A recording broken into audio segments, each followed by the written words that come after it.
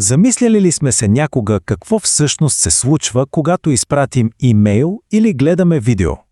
Информацията буквално пътува хиляди километри по кабели на дъното на океана и през сателити в космоса. Днес ще надникнем зад кулисите на тази огромна, почти невидима мрежа, за да разберем как наистина работи интернет. Ето, тази визуализация перфектно улавя същността на интернет.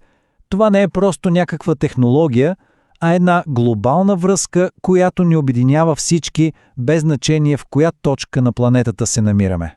Добре, но как тази изключително сложна световна система успява да влезе в домовете, в офисите и дори в джобовете ни? Хайде да проследим заедно пътя на информацията от гигантските сървъри до екрана на смартфона. Всичко започва от основите, разбира се. За да разберем какво е интернет, първо трябва да погледнем най-фундаменталния градивен елемент – компютърната мрежа. В своята същност, мрежата е просто начин компютрите да си говорят и да споделят неща. Представете си я като един екип, в който всеки член може да ползва общия принтер, да отваря споделени файлове или да работи по същия проект едновременно с останалите. И така, нека започнем от най-малкия мащаб. Локалната мрежа или LAN е тази, с която сме най-запознати. Това е мрежата в къщи или в офиса, която свързва компютрите, телефоните и принтерите един с друг. Ами, ако свържем няколко такива локални мрежи в рамките на един град, тогава получаваме регионална мрежа или МАН. Това е следващата стъпка в разширяването. Нещата вече стават по-големи. И ето го и големият финал – глобалната мрежа. Това е мрежа от мрежи, която пресича държави и континенти.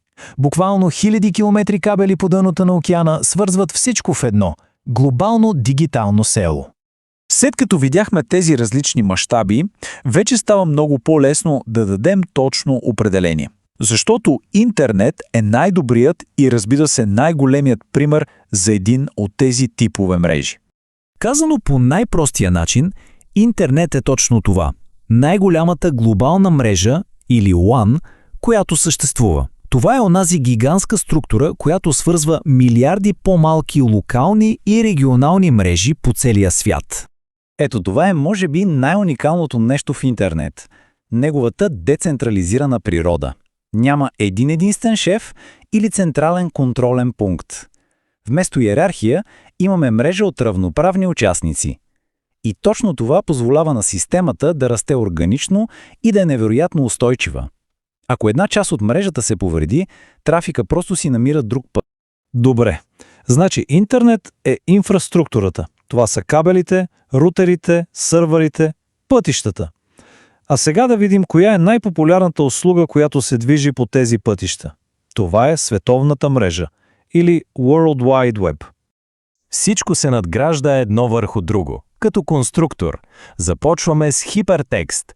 Това е просто информация с връзки или линкове. Тези връзки изграждат уеб страници, всяка със свой уникален адрес.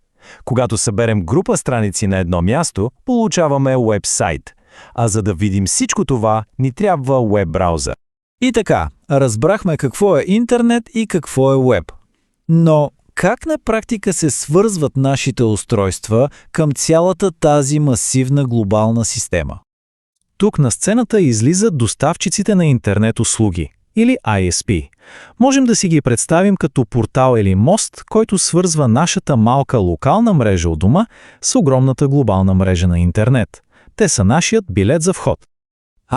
Ето ги и тези две кутийки, които често се бъркат. Модемът е преводачът. Той взема сигналът от доставчика и го превръща в език, който компютърът разбира. Рутърът, от своя страна, е разпределителят. Той взема този преведен сигнал и го изпраща към всички устройства в дома, най-често чрез Wi-Fi. Разбира се, достъпът се управлява чрез личен акаунт, който доставчикът създава. Този акаунт идентифицира потребителя в мрежата с уникално име и защитава връзката с парола. Добре, вече знаем как стигаме до доставчика. Сега нека разгледаме и финалните пътеки, т.е. технологиите, по които интернет достига до самите устройства. Тук имаме различни инструменти за различни ситуации. кабелът и Wi-Fi, които са част от нашата LAN мрежа, са най-надежни за дома и офиса. Мобилните мрежи ни дават висока скорост и свобода, когато сме в движение. А за по-отдалечени и трудно достъпни места, където просто няма кабели, решенията са сателитният и радиодостъп. И когато вече сме в това огромно море от информация, навигирането може да е истинско предизвикателство. Точно за това съществуват инструменти като отметките или bookmarks. Те помагат да се ориентираме, като запазваме бърз достъп до местата, които посещаваме най-често. В крайна сметка, когато разбираме технологията, имаме повече свобода и контрол. Сега, след като знаем какво се крие зад всеки клик, въпросът вече не е просто къде ще отидем, а какво ще създадем, научим или променим в този огромен дигитален свят.